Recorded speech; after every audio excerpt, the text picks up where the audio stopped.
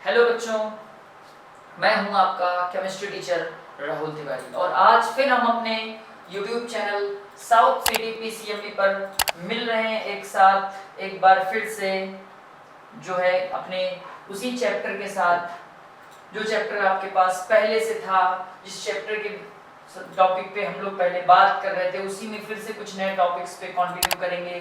तो अगर जिसने भी उस टॉपिक को ना देखा हो, पीछे का बेस इलेक्ट्रोकेमिस्ट्री का ना पढ़ा हो, तो वो वापस फिर से जाके हमारे चैनल पे जाके उस लेक्चर को देख सकता है और अपने बेस को स्ट्रॉन्ग करके फिर वापस अपने इस टॉपिक पे आओगे, जिससे आपको इस चैप्टर को पढ़ने में कोई दिक्कत नहीं होगी। और मैं आपको पहले भी बोल चुका हूँ कि ये चैप्टर इस पर्पज से बहुत ज़्यादा इम्पोर्टेंट है कि ये बोर्ड के लिए और कॉम्पिटिटिव एग्जाम के लिए इसका ये जो टॉपिक है पर्टिकुलर जिस पे हम बात कर रहे हैं बहुत ज़्यादा इम्पोर्टेंट है।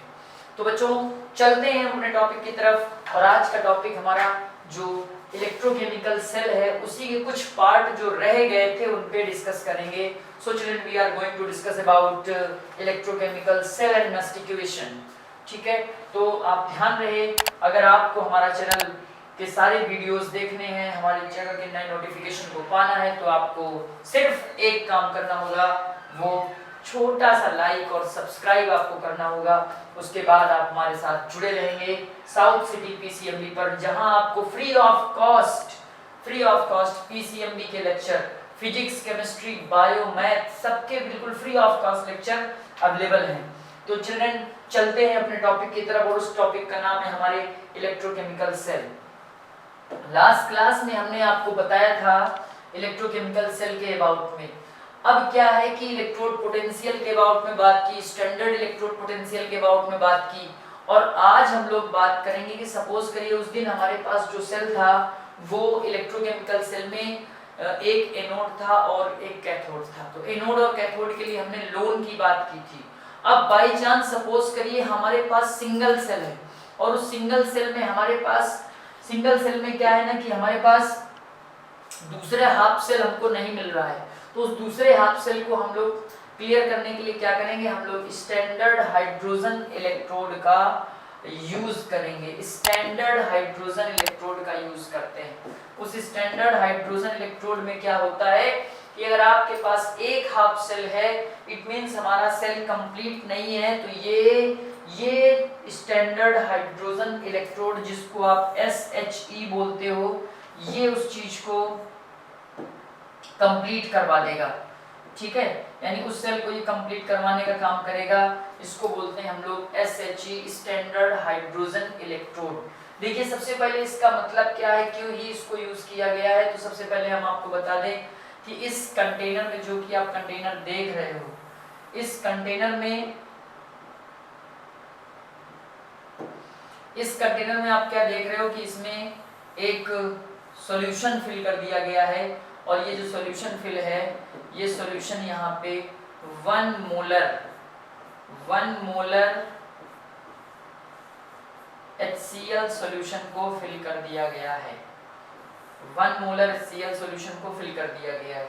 ठीक, अब क्या है, 1 मोलर HCl सॉल्यूशन को इसके अंदर फिल कर दिया गया है और ये आप देख रहे हो कि इसमें टेस्ट ट्यूब रखी हुई है। टेस्ट ट्यूब के अंदर ये जो आप देख रहे हो, ये प्लेटिनम का एक वायर है और प्लेटिनम से ही, ये प्लेटिनम ब्लैक से ही कोडेड एक फाइनली डिवाइडेड प्लेटिनम कोटेड जो फॉइल है यहाँ पे रखी गई है।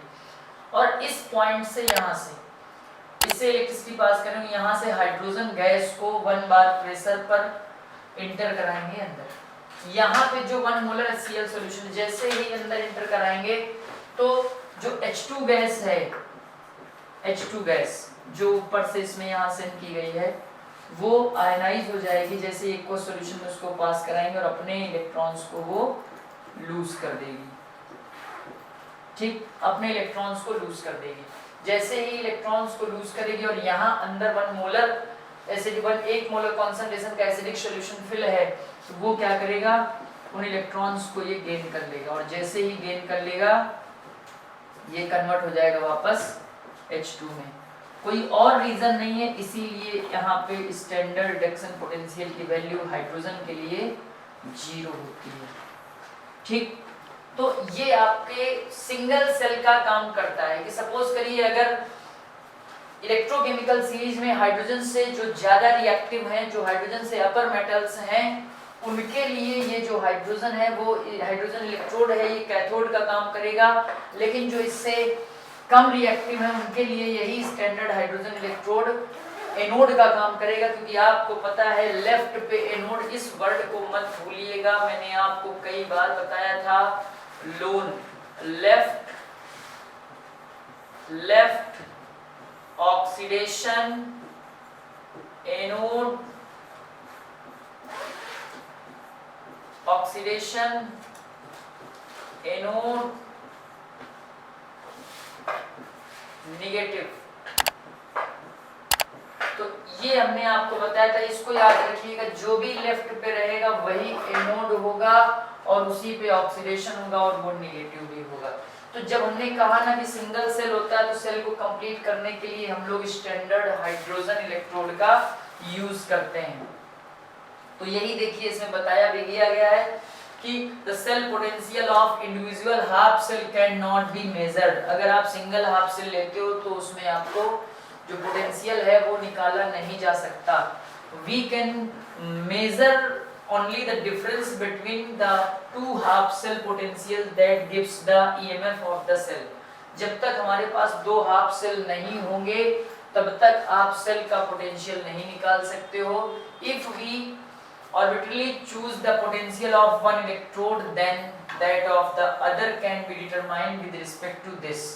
तो जब आप एक सेल का निकाल लेते हो, एक हाफ सेल का निकाल लेते हो, तो दूसरे हाफ सेल का जब आप निकालना होता है तो आप इसका यूज करोगे। According to convention, a half cell called standard hydrogen electrode, तब हम लोग इसको कहेंगे SHE standard hydrogen electrode, represented by platinum। ठीक, यहाँ पे प्लेटिनम और ये H2 गैस है, ठीक, इस तरह से, और फिर ये H+ है, सॉल्ट ब्रिज है, is assigned as a zero potential at all temperature of the corresponding to the reaction. ये सभी तरह से इसका जो इलेक्ट्रोड पोटेंशियल होता है वो जीरो होता है। The standard hydrogen electrode consist of a platinum electrode coated with platinum black. जैसा कि मैंने आपको उसमें बताया था कि उसमें जो प्लैटिनम की फॉइल होती है वो प्लैटिनम ब्लैक से कोटेड होती है। The electrode is dipped in acidic solution and pure hydrogen gas is bubbled through it, और उसमें प्योर हाइड्रोजन गैस को ऊपर से पास कराया जाता है। The concentration of both the reduced and oxidised forms of hydrogen is mentioned at unity. This implies that the pressure of hydrogen gas is 1 bar and concentration of hydrogen and solution is 1 molar. जैसा कि मैंने आपको इसमें बताया था कि इसमें container है, इस कंटेनर में जो प्लैटिनम ब्लैक से कोटेड एक प्लैटिनम की फॉइल होती है और उस प्लैटिनम ब्लैक को ऐसे रखा गया, और इस जो सॉल्यूशन आप देख रहे हो इसके अंदर ये जो सॉल्यूशन भरा हुआ है, ये इस तरह से ये जो सॉल्यूशन है, इस सॉल्यूशन की मोलैरिटी, इस सॉल्यूशन का जो कॉन्सेंट्रेशन है वो कितना है, 1 मोलर है, ठीक, और इसका जो वॉल्यूम है, इसका जो प्रेशर है वो 1 बार पे इसको हाइड्रोजन गैस को इसके अंदर पास कराया गया है। तो ये हमारे पास स्टैंडर्ड हाइड्रोजन इलेक्ट्रोड है, ठीक है। तो मैंने क्या बताया कि स्टैंडर्ड हाइड्रोजन इलेक्ट्रोड का यूज आप कब करोगे, जब आपके पास सिंगल हाफ सेल होगा, जैसे उसमें जिंक और कॉपर मैंने लेके आपको इलेक्ट्रोकेमिकल सेल को समझाया था, ठीक। तो इसी तरह से ये, अब इसको रिप्रेजेंट कैसे करते हैं आइए जानते हैं।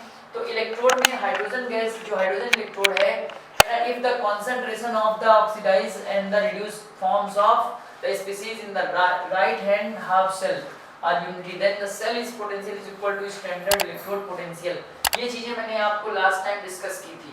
अब आप हाइड्रोजन इलेक्ट्रोड को रिप्रेजेंट कैसे करते हो, तो हमने बताया था ना कि प्लैटिनम, गोल्ड, जो भी इनर्ट इलेक्ट्रोड होगा, जो भी इनर्ट इलेक्ट्रोड होगा उसके साथ इस हाइड्रोजन, स्टैंडर्ड हाइड्रोजन इलेक्ट्रोड को आप बना सकते हो, क्योंकि वो रिएक्टिविटी नहीं करेगा, नहीं शो करेगा, तो वो रिएक्शन में पार्टिसिपेट नहीं करना चाहिए। उसी केस में आप लोग इस स्टैंडर्ड हाइड्रोजन इलेक्ट्रोड का यूज करोगे, या इसी को रेफरेंस इलेक्ट्रोड बोलते हैं या इनर्ट इलेक्ट्रोड भी बोलते हैं, ठीक।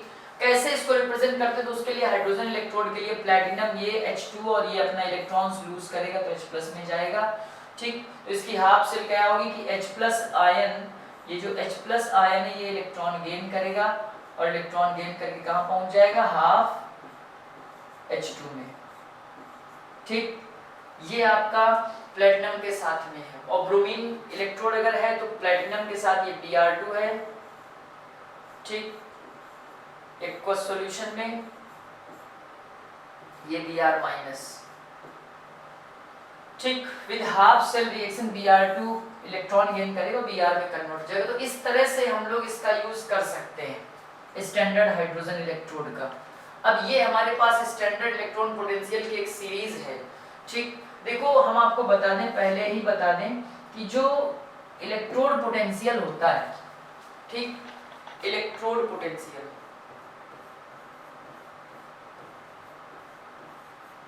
इलेक्ट्रोड जो पोटेंशियल है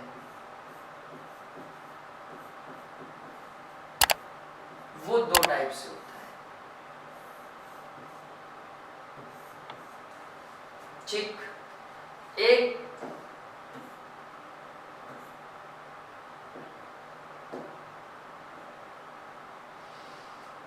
एक आपका ऑक्सीडेशन पोटेंशियल,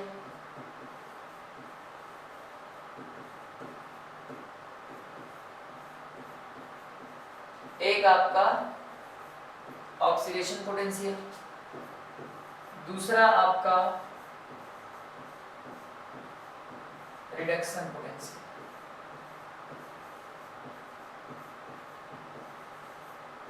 ठीक।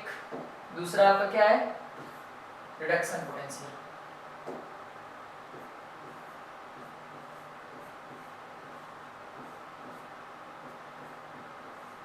रिडक्शन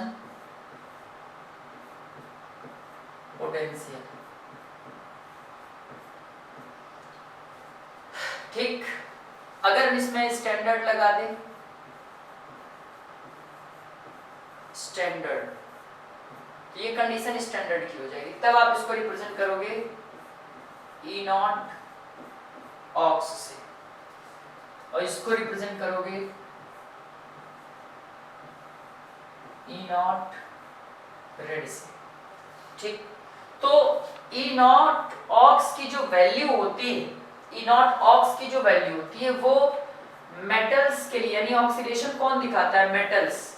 तो मेटल्स के लिए इसकी वैल्यू पॉजिटिव में होगी, लेकिन नॉन मेटल्स के लिए,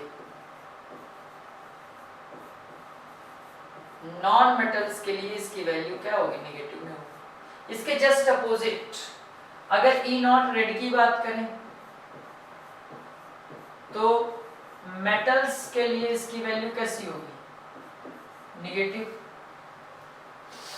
और नॉन मेटल्स के लिए इसकी वैल्यू कैसी होगी?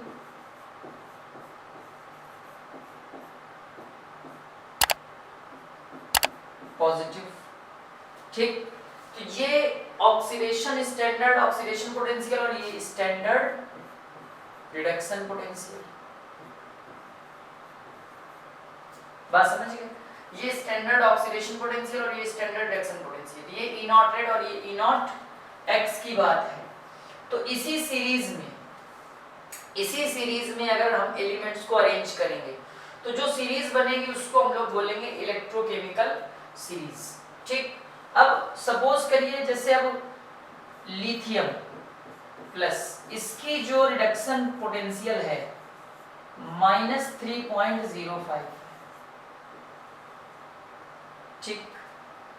उसी जगह कॉपर डबल प्लस के लिए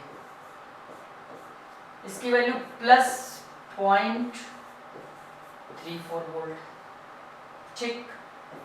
ये 0.34 वोल्ट। तो इसका मतलब क्या है? इसका ई नॉट ज्यादा है, इसका ई नॉट बहुत कम है।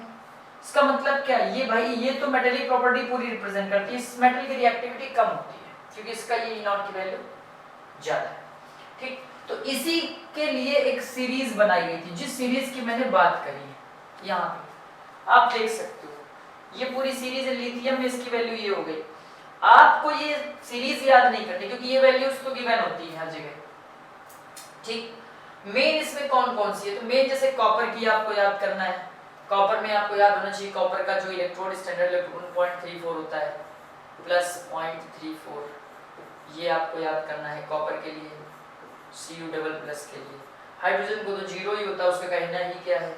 ठीक, एल्यूमिनियम का आपको याद करना पड़ेगा ट्रिपल+ का, लिथियम का आप याद कर लीजिए। ठीक, Zn++ अक्सर एग्जाम में क्वेश्चंस में यूज होता है, Fe++ क्वेश्चंस में यूज होता है, Ni++ भी यूज हो जाता है। ठीक, तो ये सब यूज हो जाते हैं। जैसे Al++ का -1.66 है और आपका Zn का जो है वो -0.76 है। तो ये कभी कदार यूज हो जाते हैं। Ag सिल्वर का यूज हो जाता है, +0.80 है सिल्वर के लिए। ठीक है, तो ये यूज हो जाता है। तो इस तरह से ये आपके standard oxidation standard reduction potential की वैल्यूज थी।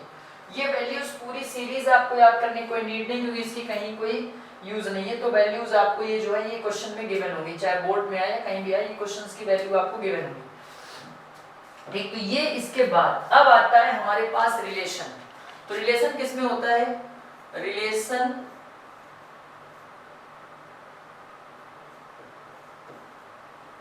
Between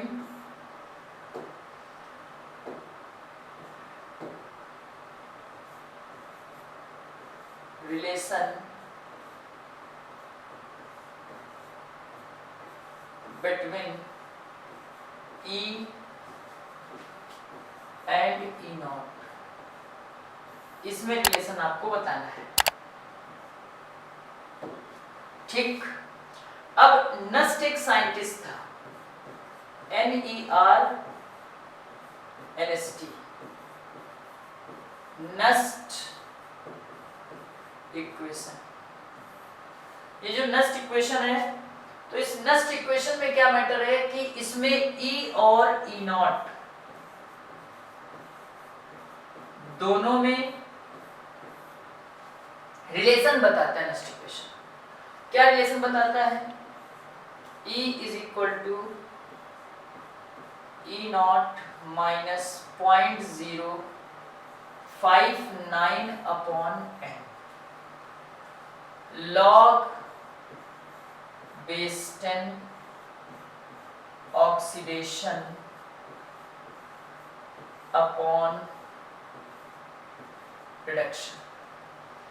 E = E0 -0.0959/n log Baston oxidation reduction।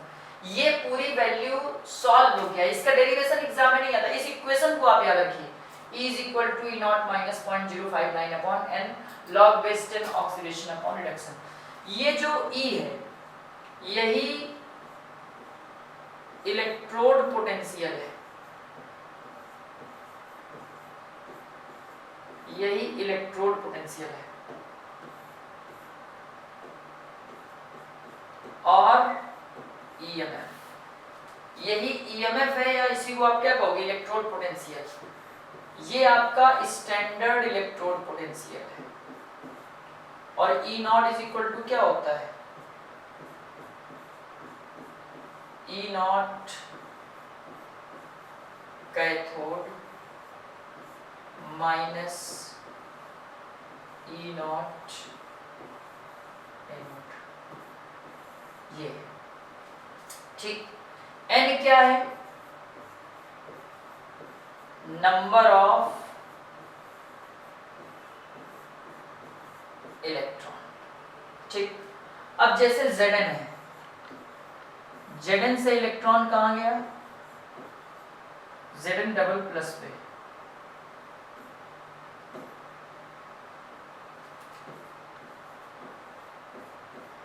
ये Zn से इलेक्ट्रॉन गया Zn++ पे। ठीक, और Cu++ से इलेक्ट्रॉन कहां जा रहा है? Cu। ये आपका क्या है? सॉलिड। ये आपका क्या है? एक्वस। फिर ये क्या है? एक्वस। और ये क्या है? सॉलिड। तो यहां पे आप ओवरऑल देखिए N की वैल्यू क्या आती है? 2 आती है। ठीक, तो यानी ये जो Ni है इस तरह से निकालोगे किसी भी इक्वेशन के लिए।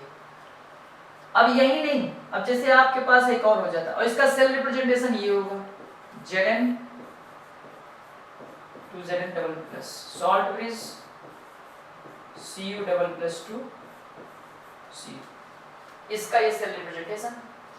यहाँ पे ब्रैकेट में ऐसे इसका कॉन्सेंट्रेशन गिवन होगा, ठीक, यहाँ पे कुछ भी होगा 1m, ये भी मोलर कॉन्सेंट्रेशन गिवन होगा, तो जो रखा होगा कॉन्सेंट्रेशन वो इस जगह पे रख दोगे ऐसे, ठीक।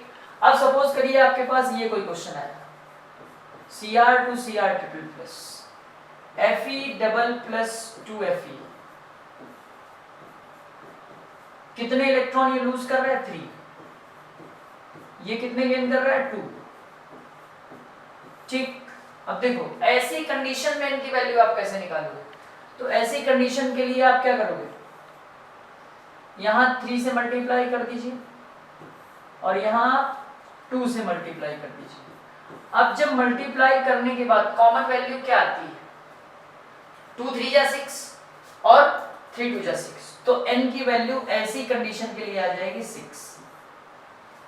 और यहां पे क्या है ना कि ऑक्सीडेशन की पावर x और रिडक्शन की पावर y। तो सपोज करिए आपके पास यहाँ पे ये 3 इलेक्ट्रॉन्स हैं, 2 से मल्टीप्लाई हुआ तो यहाँ पे 2, यहाँ 3 से मल्टीप्लाई हुआ तो यहाँ y की जगह 3। ये भी आपको ध्यान रखना है इस इक्वेशन में, ठीक है ना। अब जैसे इसका इक्वेशन हम लोग बनाते हैं तो क्या बनेगा, E is equal to E naught, तो जो भी आएगा वो गिवन होगा, भी क्वेश्चन करवाएंगे, minus 0.059 upon 2 log base 10। Oxidation किसका हो रहा है, Zn डबल प्लस का, रिडक्शन क्या हो रहा है, Cu डबल प्लस का, ठीक, समझे। तो इसकी पावर V1 रहेगा, इसकी पावर V1 रहेगा, क्यों, क्योंकि इसमें मल्टीप्लाई आपने नहीं किया, तो ये इक्वेशन बन गई। अगर इसी जगह पे इनका इक्वेशन आप बनाओगे, E is equal to E naught minus 0.059 upon 6 log base 10। Oxidation किसका हुआ है, Cr ट्रिपल प्लस, रिडक्शन किसका हुआ है, Fe डबल प्लस, ठीक। तो Cr triple plus Fe double plus, यहाँ क्या करोगे आप स्क्वायर और यहाँ क्या करोगे आप क्यूब। इस टाइप से आपके क्वेश्चंस इसके सॉल्व होने वाले हैं, ठीक है। ये आपके लिए, ये मान लीजिए सबसे इंपॉर्टेंट चीज आज मैं बता रहा हूँ, इसी से न्यूमेरिकल आता है, और जो चीज मैं बता रहा हूँ इसका न्यूमेरिकल आपको बहुत ध्यान से देखना होगा, इसके न्यूमेरिकल्स बहुत इंपॉर्टेंट होते हैं। बस आपको करना क्या है, ये जो बताया ना कि यहाँ पे वैल्यू आपको जो गिवन हो उसको रख दीजिए, यहाँ पे ई नॉट की वैल्यू Cr की दी होगी कि भाई ऐसे ऐसे गिवन होगा, E not Cr plus 3 upon Cr, ऐसे गिवन होगा, ठीक। इसका वैल्यू 0.74 वोल्ट ऐसे, ठीक। इसी तरह से Fe के लिए गिवन होगा Fe double plus upon Fe, इसके लिए गिवन होगा माइनस 0.44 वोल्ट ऐसे। बस सीधे सीधे आप वैल्यू रखिए और काम करिए। ये न्यूमेरिकल आपको 5 मार्क्स दे के जाएगा, 3 मार्क्स तो आपके सामने मैंने समझा दिया आज पूरा आपको, ये 3 मार्क्स का मैटर था। 2 मार्क्स का गिब्स एनर्जी से आता है क्वेश्चन या इक्विलिब्रियम कांस्टेंट से आएगा। अब जैसे अगर इक्विलिब्रियम की बात करें, एट इक्विलिब्रियम, अब इक्विलिब्रियम में क्या होता है, रेट कांस्टेंट, ये इक्विलिब्रियम कांस्टेंट होता है, इक्विलिब्रियम कांस्टेंट होता है। उस कंडीशन में क्या होगा, उस कंडीशन में अब इक्विलिब्रियम में जो होता है वो E की वैल्यू 0 कर देता है, E की वैल्यू 0। अब जब E की वैल्यू 0 हो गई तो फॉर्मूला क्या बन गया, E नॉट, भाई 0 इक्वल क्या हुआ, E naught minus 0.059 upon n log base 10 Kc, ये ठीक। तो फॉर्मूला क्या आएगा, E naught is equal to minus 0.059 upon n log base 10 kc। ये सीधे सीधे आपका फॉर्मूला आ जाएगा। log kc की वैल्यू रखिए और अपना आंसर निकालिए। ठीक, अब जैसे इसमें यही किया गया है, एक क्वेश्चन कोई गिवन होगा, उस क्वेश्चन की हेल्प से ही आपको समझाया गया। ठीक, तो ये kc की वैल्यू हो गई। ये इसी का डिटेल्ड फॉर्मूला है। ठीक है, इसी का डिटेल्ड फॉर्मूला है। E naught is equal to 2.303 RT upon log kc upon NF।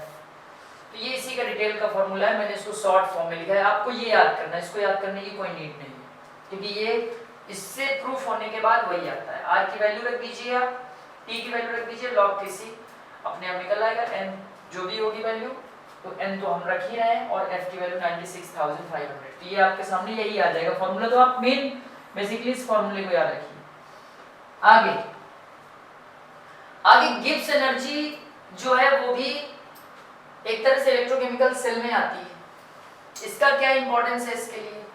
तो electrochemical cell and Gibbs energy of the reaction. तो electrical work done in 1 second is equal to electrical potential multiplied by total past, कितनी pass हो रही एनर्जी। If we want to obtain maximum work from a galvanic cell, then charge has to be passed reversibly. A reversible work done by the galvanic cell is equal to decrease its Gibbs energy. Then and therefore, if the EMF of the cell is E and NF is the amount of charged and delta G naught is Gibbs energy, तो उसके लिए formula निकल के आता है delta G naught is equal to NFE। Delta G is equal to NFE minus charge minus sign. ठीक, ये negative होना चाहिए क्योंकि मैक्सिमम वर्क डन निगेटिव में ही आएगा। ठीक है, तभी बताया गया ये स्पॉन्टेनियस प्रोसेस। अब अगर स्टैंडर्ड गिब्स एनर्जी की बात करें, स्टैंडर्ड, तो सारी कंडीशन स्टैंडर्ड में आ जाएगी, यानी delta G naught is equal to minus NF E नॉट। ठीक, E नॉट वही है, N इलेक्ट्रॉन है, F ये है 1 फैराडे, ये है 1 फैराडे, और इसकी जो वैल्यू होती है 96,500 कूलम होती है। ठीक, ये 1 मोल इलेक्ट्रॉन पे चार्ज होता है, 1 मोल इलेक्ट्रॉन पे ये चार्ज होता है। ठीक है, तो इस टाइप से ये जितने भी टॉपिक थे आज के, नस्ट इक्वेशन, गिब्स एनर्जी, ये सब आपको आज हमने बहुत इंपॉर्टेंट टॉपिक तो बहुत ही इजीली आज हमने आपको बता दिया। ठीक, आप इनको पढ़ लीजिएगा, समझ लीजिएगा, फिर से एक बार हम मिलेंगे नेक्स्ट टाइम पे नेक्स्ट वीडियो के साथ में, और इसके पीछे का लेक्चर जरूर आप एक बार देख लीजिएगा। तो my dear student, thanks for watching my YouTube channel South City PCMB. और मैं आपको फिर से बता दूं, हम लोग पढ़ रहे हैं इलेक्ट्रोकेमिस्ट्री। आज हम लोग का जो लेक्चर था लेक्चर नंबर 2 था। हम लोग जल्द ही लेक्चर नंबर 3 पे मिलेंगे, और वहां पे हम लोग जो आज नेस्ट इक्वेशन और गिब्स एनर्जी के न्यूमेरिकल्स हम लोगों ने पढ़ रखा है, इन न्यूमेरिकल्स पे बात करेंगे। थोड़ा इनके जो फॉर्मूले आज पढ़े, इनके न्यूमेरिकल्स पे हम लोग आज बात करेंगे। ठीक, thank you and have a nice day.